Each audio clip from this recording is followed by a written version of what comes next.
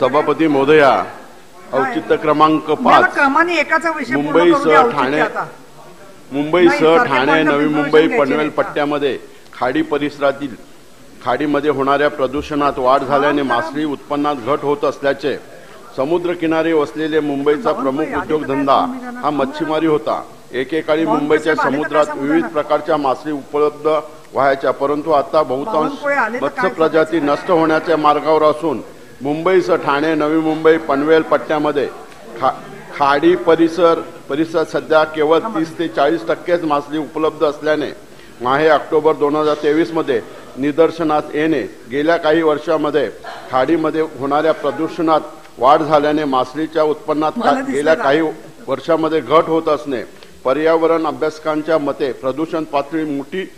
वाढ झाली असून माशाच्या अंडी देण्याची ठिकाण चिखल आणि रासायनिक कचऱ्याने भरलेले असल्याने त्यामुळे संवेदनशील असलेले मासे तेथे अंडी घालत नसणे याचाच परिणाम म्हणून खाडीतील आढळून येणाऱ्या अनेक मत्स्य प्रजाती कायमस्वरूपी नष्ट होणार असल्याची भीती मत्स्य व्यावसायिक करीत असणे, समुद्र खाडीमध्ये कचरा टाकल्यामुळे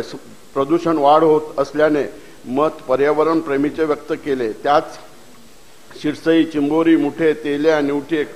खवली, काचनी, सुडा, हेसाल, चिकोली, टोळके, मांदेली, कोत्या, टोल, हरणटोल, मांगील, पिलचा, वरा,